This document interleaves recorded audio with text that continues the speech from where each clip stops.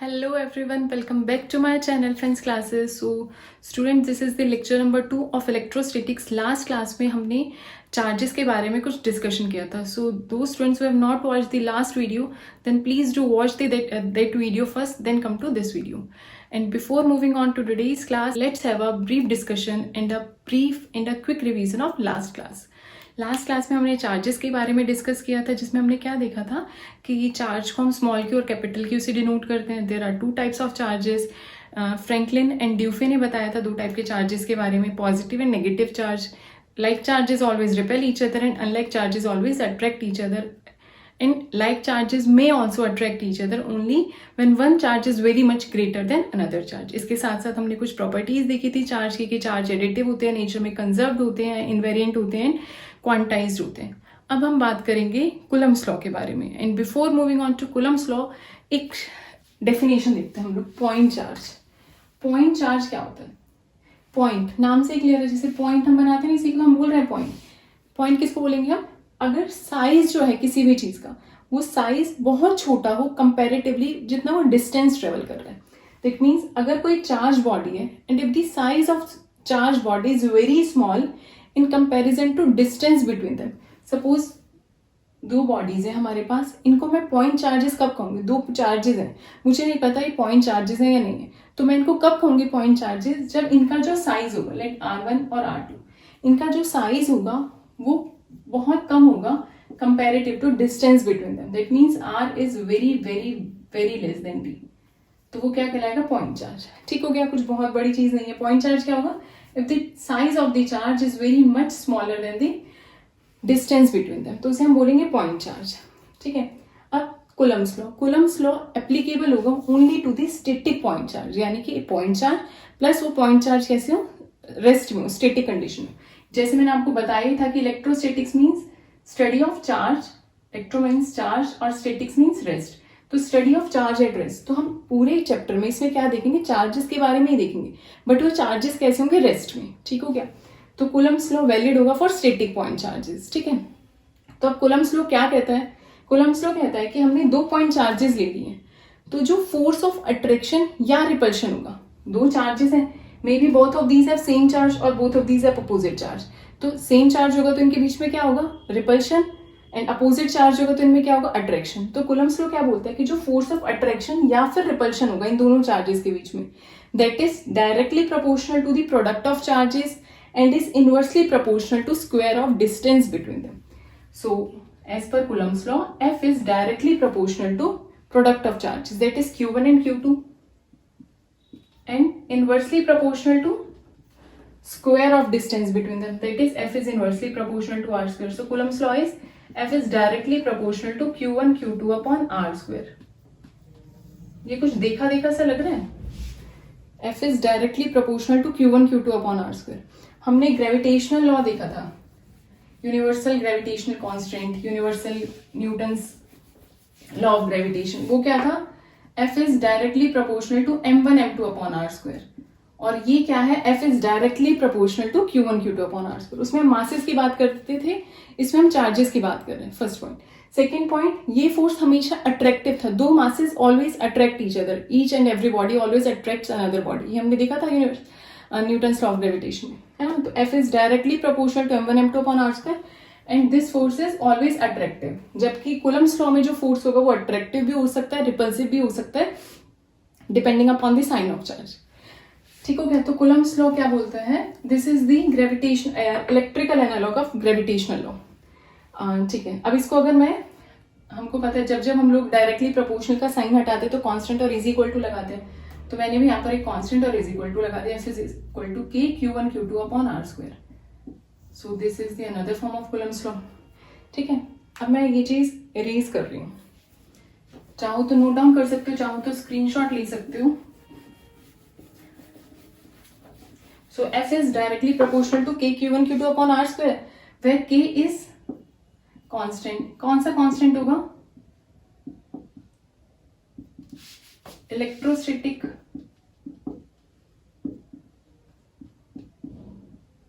constant, electrostatic force constant, and the value of k depends upon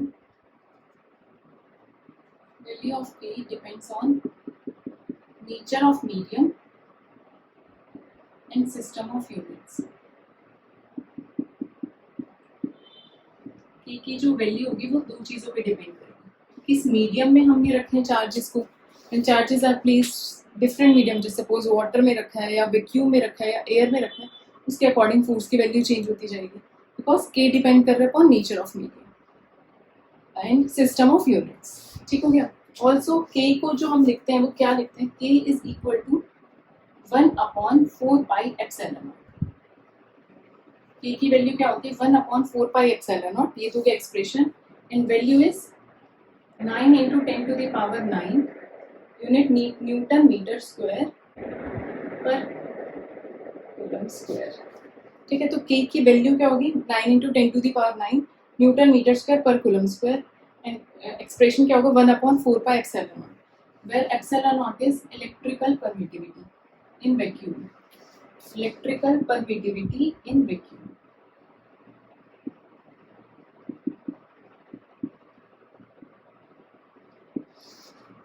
epsilon क्या होगा electrical permittivity in vacuum. Electrical permittivity name से clear, permittivity देखिए कितने lines को permit करना है, कितनी चीजों को अपने अंदर से जाने देना है, कौन डिसाइड करेगा एप्सिलॉन।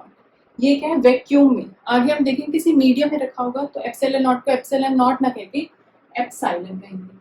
ठीक है, अभी के लिए हम इतना ही देखते हैं, एप्सिलॉन तक की बात करते हैं। तो फोर्स की क्या वैल्यू होगी, सो जो एक्सप्रेशन होगा कूलम्स लॉ का F is equal to 1/4πε0 Q1 Q2/r²।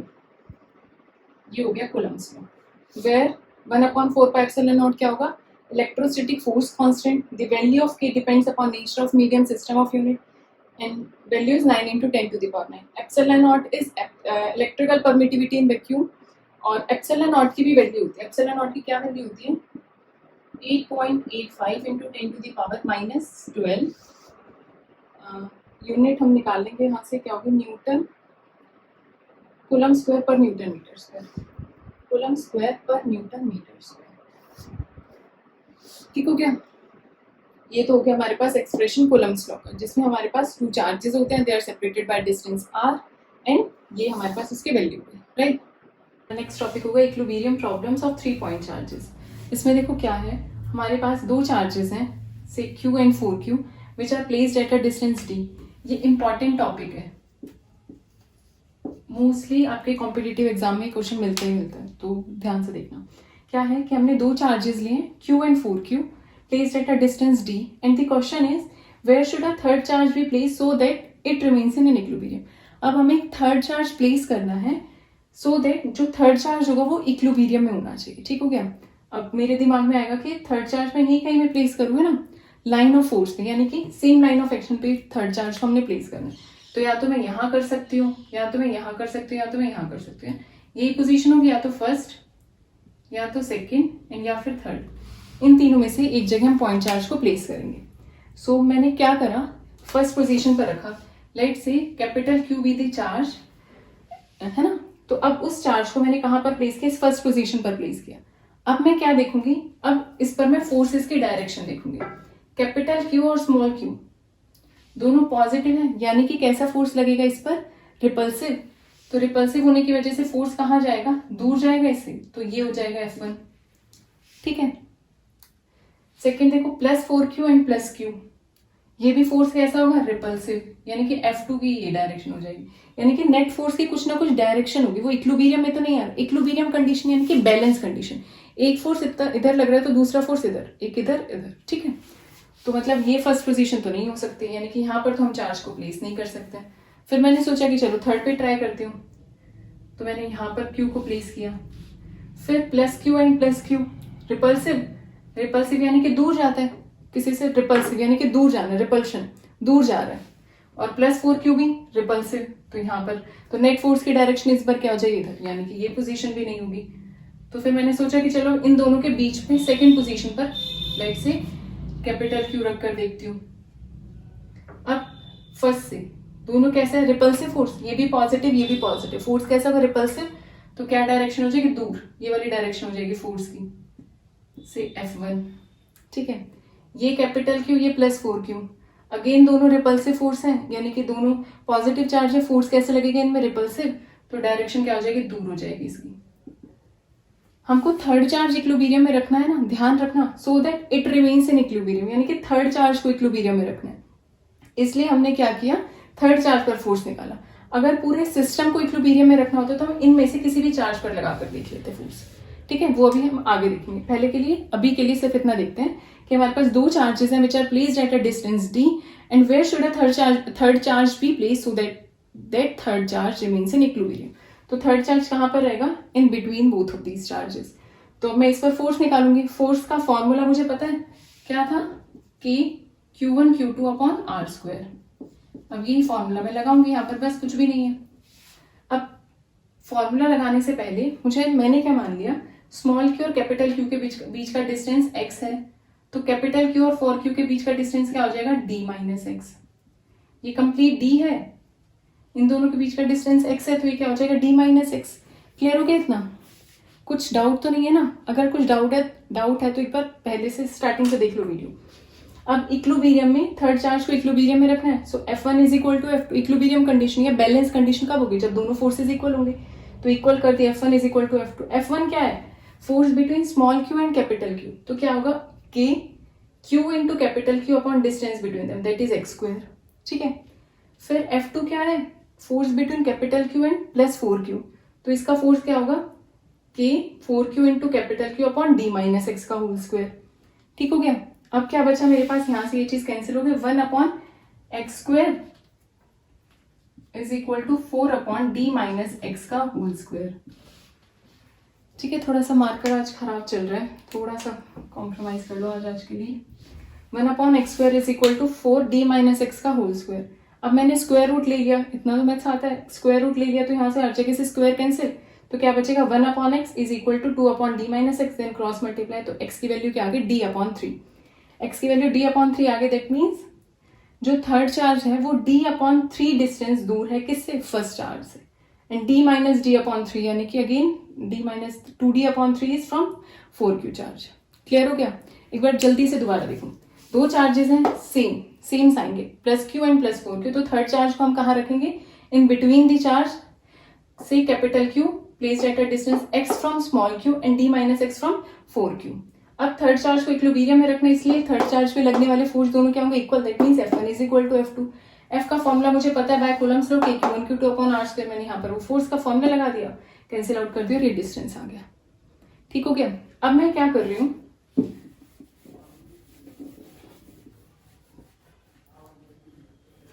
अब मैंने क्या किया, एक वो ले लिया Q और दूसरा चार्ज ले लिया मैंने -4q। फर्स्ट वाले केस में क्या था, दोनों पर सेम चार्ज थे, दोनों पे सेम साइन के चार्जेस थे। अब मैंने एक साइन पॉजिटिव और एक साइन नेगेटिव। क्वेश्चन वही है, we have two charges placed at a distance d, where should a third charge be placed so that it remains in equilibrium. Clear हो गया। फिर से मैंने यहां से स्टार्ट किया, मेरे दिमाग में तो ये था, पहले वाले क्वेश्चन में बीच में आया था चार्ज, तो अभी बीच में रख के देख लेती हूँ, तो क्या बुराई, रख दिया यहाँ पर कैपिटल Q चार्ज। अब ये कैपिटल Q यहाँ पर रखा, तो फोर्स कैसा होगा, Q और Q के बीच में रिपल्सिव, तो ये इधर की तरफ जाएगा। ठीक है, कैपिटल Q और -4q के बीच में चार्ज कैसा होगा, फोर्स कैसा होगा, अट्रैक्टिव, क्योंकि ये पॉजिटिव और ये नेगेटिव, तो फोर्स इसकी तरफ जाएगा। फोर्स निकालने में कोई प्रॉब्लम तो नहीं है ना। देखो एक बार देखो, ये प्लस Q है, ये -Q है, ये Q है और ये -Q है। ठीक है, यानी कि ये प्लस Q और ये -Q। अब दोनों कैसे होंगे, अपोजिट साइन है, तो फोर्स अट्रैक्टिव लगेगा। अट्रैक्टिव यानी कि उसके पास जाना, अट्रैक्ट करना, उसके पास जाना, तो फोर्स भी इसके पास जाएगा। ठीक है, अगर यहीं पर ही मैं साइन को -Q कर देती, यानी कि दोनों सेम साइन के, तो रिपल्सिव, तो फोर्स इससे दूर जाएगा। रिपल्शन यानी कि दूर जाना और अट्रैक्शन यानी कि पास जाना है, सिंपल एज इट। अब इन दोनों के बीच में कौन सा फोर्स लगेगा, अट्रैक्टिव फोर्स, तो फोर्स किसके पास जाएगा, तो यानी कि नेट फोर्स की डायरेक्शन ये हो गई। दैट मीन्स कैपिटल Q जो होगा वो यहां पर लाई नहीं करेगा। क्लियर हो गया इतना। तो कैपिटल Q यहां लगाकर देख लेते हैं। अब यहां से देखेंगे तो इससे फोर्स कैसा होगा, रिपल्सिव, क्योंकि दोनों अपोजिट साइन के, तो ये हो गया F1। ये Q, ये -4q, तो ये फोर्स जो होगा कैसा होगा, अट्रैक्टिव, तो ये क्या हो गया F2, है ना। F1 और F2 अगेन ये कैसे हो गए, एक इधर और एक इधर, यानी कि बैलेंस्ड। सो फॉर इक्विलिब्रियम फिर हम क्या लिखेंगे, for the third charge to be in equilibrium, for a third charge to be in equilibrium F1 is equal to F2। F1 कितना होगा K, फिर से वही ये चीज मैं भूल गई, ये क्या होगा इन दोनों के बीच का डिस्टेंस x, तो कैपिटल Q और -4Q के बीच का डिस्टेंस क्या हो जाएगा, बताओ बताओ जल्दी बताओ, कितना हो जाएगा, d प्लस एक्स। तो F1 is equal to F2। F1 कितना है इन दोनों के बीच का, यानी कि कैपिटल Q और स्मॉल q के बीच का फोर्स, तो कितना हो जाएगा K capital Q into Q upon x square, है ना। ये हो जाएगा K small q capital Q upon x square is equal to K 4Q upon d plus x का होल स्क्वायर। और इसके साथ साथ एक चीज और क्या ध्यान रखना, कि जो हम चार्जेस ले रहे हैं, अभी हम लोग वेक्टर फोर्स वेक्टर क्वांटिटी है, बट अभी हम लोग सिर्फ इसके मैग्नीट्यूड की बात कर रहे हैं, इसलिए हम लोग चार्ज का साइन नहीं देखते हैं, चार्ज का सिर्फ मैग्नीट्यूड देखते हैं। F is equal to K Q1 magnitude Q2 magnitude upon r square, है ना। तभी तो आपने देखा ना, अब किसी के दिमाग में क्वेश्चन आया भी हो सकता है कि यहाँ पर साइन की 4Q की जगह -4Q, मतलब सॉरी -4Q की जगह 4Q क्यों लिखा। सो रीजन बीइंग इज दैट हम लोग इस पर मैग्नीट्यूड लेकर चलते हैं, ठीक हो गया। तो क्या आंसर हो गया थर्ड चार्ज का, third charge to be in equilibrium F1 is equal to F2। F1 is K capital Q into Q upon x square is equal to K small q 4Q upon d plus x का whole square. फिर से क्या चीज cut जाएगी, K and small q cut जाएंगी, क्या बच जाएगा,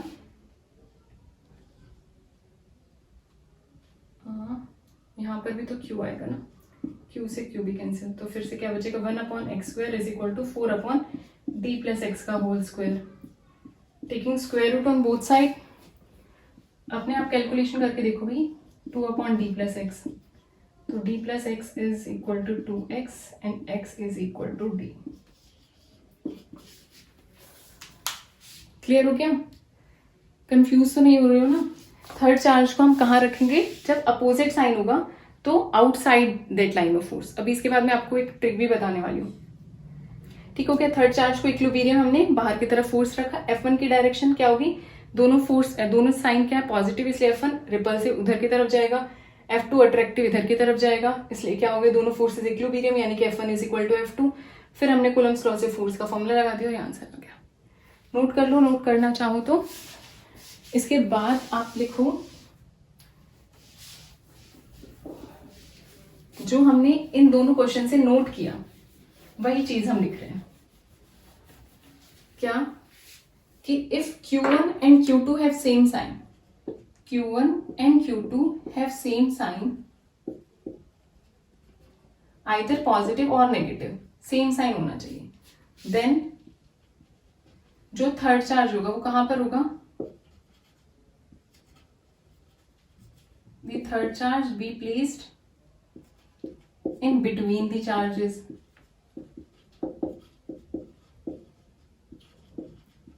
ठीक है, अगर कोई भी कंफ्यूजन हो तो इस वीडियो को रिवाइंड करके फिर से देख लेना, बिकॉज ये इंपॉर्टेंट टॉपिक है। अब अगर Q1 and Q2 have opposite sign,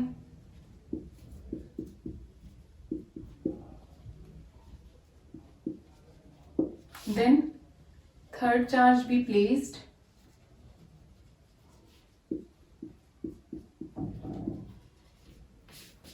outside the line of force,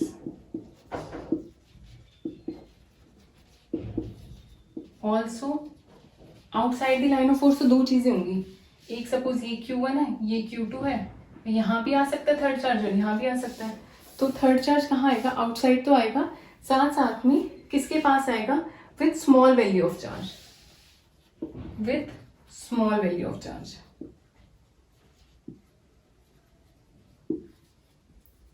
ये चीज देखी थी ना हमने लास्ट में, कि एक हमारे पास ये प्लस Q है, ये -4Q है, तो थर्ड चार्ज को कहाँ रखा था हमने, बाहर की तरफ, इधर, यानी कि स्मॉल चार्ज की तरफ, स्मॉल चार्ज के साथ में। मैग्नीट्यूड देखेंगे, साइन नहीं देखेंगे, +Q क्यू, साइन में देखेंगे प्लस क्यू और यहाँ पर 4q, तो कौन सा बड़ा होगा 4q, तो q कहाँ रखेंगे स्मॉल चार्ज के पास, यानी कि स्मॉल q के साथ, 4q के साथ नहीं रखेंगे। क्लियर हो गया इतना। नेक्स्ट आता है, अब हम यही करेंगे, 3 पॉइंट चार्जेस को प्लेस करेंगे, बट अब कंप्लीट सिस्टम इक्विलिब्रियम में होना चाहिए। अभी तक हमने देखा था कैपिटल क्यू या जो भी थर्ड चार्ज हम प्लेस कर रहे थे वो इक्विलिब्रियम में होना चाहिए, बट अब क्या होगा, complete system should be in equilibrium. तो हमने फिर से लेट्स स्टार्ट, मैंने क्या किया, वही 2 चार्जेस ले लिए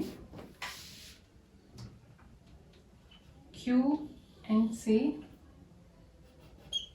4Q, ठीक है, अपोजिट सेम साइन के।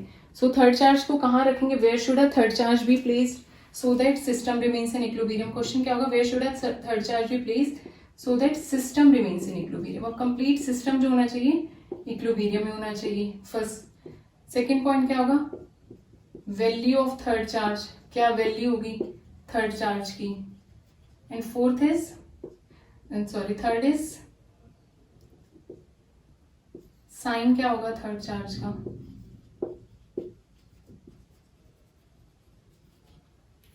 ठीक है, क्वेश्चन क्लियर हो गया, where should a third charge be placed so that system remains in equilibrium, what is the value of third charge and sign of third charge.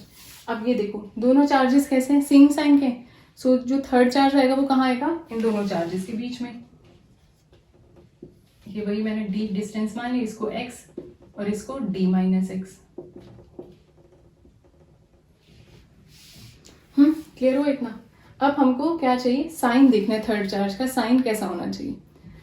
तो sign देखने के लिए हम क्या करेंगे, इन दोनों में से किसी भी चार्ज पर जो फर्स्ट 2 चार्जेस गिवन है उन पर फोर्स की वैल्यू निकाल के देखेंगे, फोर्स की डायरेक्शन निकाल कर देखेंगे। ध्यान से देखना, बिल्कुल क्या देखना है, सिस्टम को इक्विलिब्रियम में रखना है सो दैट ये वाला चार्ज, ये वाला तो इक्विलिब्रियम में हुई कि हमने लास्ट क्वेश्चन से देख ही लिया था कि अगर इस पर मैं फोर्स की डायरेक्शन निकालूंगी तो इन दोनों से रिपल्सिव और इन दोनों से रिपल्सिव, यानी कि एक इधर और एक इधर, फोर्स यहाँ पर तो बैलेंस है। अब यहाँ पर इक्विलिब्रियम कंडीशन निकालेंगे, यहाँ पर फोर्स की डायरेक्शन निकालेंगे, जिससे हमको क्यू की क्या कहते हैं साइन होगा क्यू का, वो पता चल जाएगा।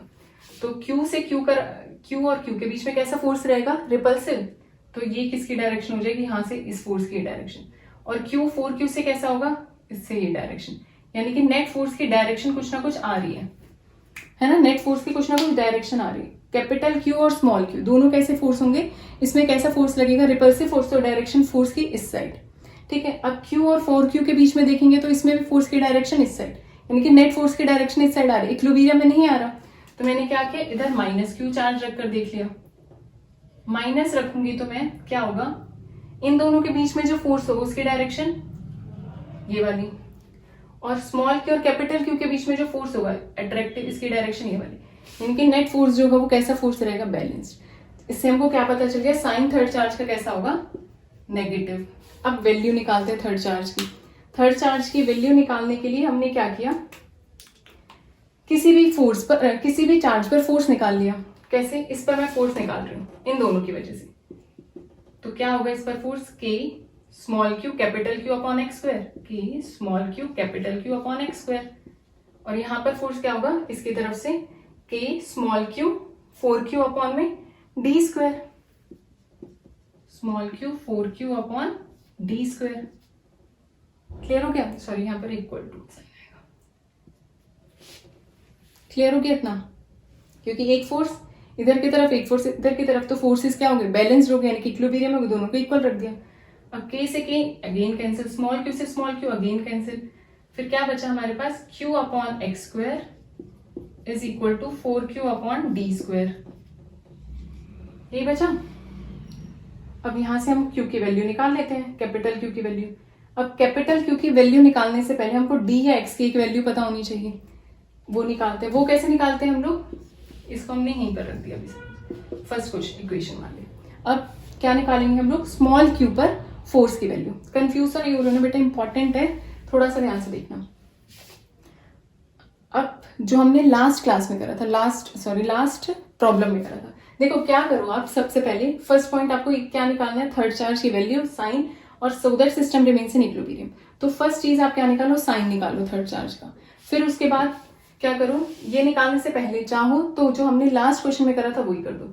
इस पर फोर्स की वैल्यू क्या थी, F1 is equal to F2 यानी कि K small q capital Q upon x square is equal to K capital Q 4Q upon D minus x का होल स्क्वायर, है ना। कैपिटल Q पर फोर्स को इक्विलिब्रियम में रखते, K से K कैंसिल, Q से Q कैंसिल, तो 1 अपॉन में x is equal to 2 upon D minus x यानी कि 2x is equal to D minus x, again x is equal to D/3। ये हम लास्ट क्वेश्चन से निकाल चुके हैं ना, निकाल चुके हैं, इसलिए मैंने सेम वैल्यू ली थी ताकि वही वैल्यू मैं डायरेक्ट पुट कर दूं। समझ में आ गया। x की वैल्यू को मैं यहां पर पुट कर देती हूँ, D/3 यानी कि Q अपॉन में D square into 9 is equal to 4Q upon में D स्क्वायर। D स्क्वायर से D स्क्वायर कैंसिल, तो Q की वैल्यू क्या आ जाएगी 4Q upon 9 with sign negative. ठीक हो गया। सो ये 3 क्वेश्चंस थे जो कि इंपॉर्टेंट हैं और बहुत हद तक चांसेस हैं आएंगे। ठीक है, first point. And second is तीनों क्वेश्चंस किस पर बेस्ड है, कूलम्ब्स लॉ पर बेस्ड है। और एक बार जल्दी से एक बार रिवीजन देख लो। अगर दो चार्जेस सेम साइन के होंगे then the third charge should be placed in between the charges. अगर आपसे पूछा जाए so that third charge remain in equilibrium, तो क्या करना है आपको, इस थर्ड चार्ज पर फोर्स निकालना है, F1 is equal to F2 और आपका आंसर आ जाएगा कि कितनी दूर थर्ड चार्ज को हम रखेंगे फर्स्ट चार्ज से। ठीक हो गया। अगर आपसे पूछा जाए कि जो सिस्टम है वो कंप्लीट इक्विलिब्रियम बनना चाहिए, तब आप क्या करोगे, for the sake of system to be in equilibrium, तब हम क्या करेंगे, वही थर्ड चार्ज को देख लेंगे एज पर साइन। अगर दोनों चार्जेस का साइन सेम है तो थर्ड चार्ज को कहाँ रखेंगे, इन बिटवीन दी चार्जेस। अगर एक साइन अपोजिट साइन के हैं तो थर्ड चार्ज कहाँ रखेंगे, स्मॉलेस्ट चार्ज के पास, यानी कि यहाँ पर। ठीक है, फिर हमने क्या किया, अब सिस्टम को इक्विलिब्रियम में रखना है ना, तो थर्ड चार्ज को कहाँ रखेंगे, बीच में, क्योंकि दोनों चार्जेस का साइन सेम है। इसके बाद हमने क्या किया, हमको नेगेटिव ये पता लगाना है कि Q का साइन क्या होगा। उसके लिए क्या किया, इन दोनों में से किसी भी चार्ज पर फोर्स की डायरेक्शन देख लो कि फोर्स इक्विलिब्रियम में आ रहा है या नहीं आ रहा है। तो मैंने इस पर फोर्स की डायरेक्शन देख ली, चाहो तो इस पर भी देख सकते हो, सेम आएगी। फिर इस पर फोर्स की डायरेक्शन देख ली कि यहाँ पर इस साइड और यहाँ पर इस साइड, यानी कि फोर्स इक्विलिब्रियम में है। अब मैंने क्या किया, इस पर फोर्स की वैल्यू निकाल दी, K small Q capital Q upon x square is equal to K small Q 4Q upon में D स्क्वायर। यहाँ से मेरे पास ये वैल्यू आ गई। अब मैंने लास्ट क्वेश्चन में निकाली थी x की वैल्यू कितनी आ रही थी, D/3। वो कैसे निकाली थी, इसको इक्विलिब्रियम में सब एज्यूम करके यहाँ से x की वैल्यू यहाँ पुट कर दी, हमारे पास कैपिटल Q की वैल्यू आ जाएगी in terms of small q। Clear हो गया। विद साइन जो हमने पहले ही निकाल दी, इसलिए Q की value -4Q upon 9। First step, सबसे पहले फर्स्ट स्टेप क्या होगा हमारा, दोनों चार्जेस के साइन को देखेंगे, अपोजिट साइन, तो third charge should be placed outside the line of force and with the smallest charge. Same sign, then third charge should be placed in equilibrium. अगर पूछा जाए third charge should be placed in between the charges, अगर पूछा जाए third charge equilibrium में, तो force किस पर लगाएंगे, फोर्स की डायरेक्शन देखेंगे थर्ड चार्ज पे, जिससे हमको क्या मिल जाएगी, x की वैल्यू मिल जाएगी, यानी कि थर्ड चार्ज का कितना डिस्टेंस है दोनों चार्जेस से। अगर आपसे पूछा जाए सिस्टम इक्विलिब्रियम में हो, उसके लिए हम लोग पहले क्या देखेंगे, फर्स्ट चार्ज पर कोई भी इन दोनों में से जो गिवन चार्जेस होंगे उन पर फोर्स की डायरेक्शन निकाल लेंगे। उससे फोर्स की डायरेक्शन से हमको क्या पता चल जाएगा, Q का साइन पता चल जाएगा। फिर सेकंड स्टेप क्या होगा, फिर इस Q पर हम लोग इक्विलिब्रियम कंडीशन लगाएंगे जो हमने प्रीवियस एग्जाम्पल में किया था, उससे हमको x की वैल्यू मिल जाएगी। एंड थर्ड स्टेप क्या होगा, हम स्मॉल q या 4Q में से एक पर फोर्स की इक्विलिब्रियम कंडीशन लगाएंगे, जिससे हमको कैपिटल Q की वैल्यू मिल जाएगी। क्लियर हो गया। अगर फिर भी डाउट हो तो इस क्वेश्चन को इन क्वेश्चंस को एक बार वीडियो रिवाइंड करके देख लेना। So that's it for today's class. Thanks for watching and please do like, subscribe and share my channel. और अगर आपके पास आपके कोई भी कमेंट्स कोई भी डाउट्स हों तो वो आप कमेंट सेक्शंस में पूछ सकते हैं। Again thank you for watching.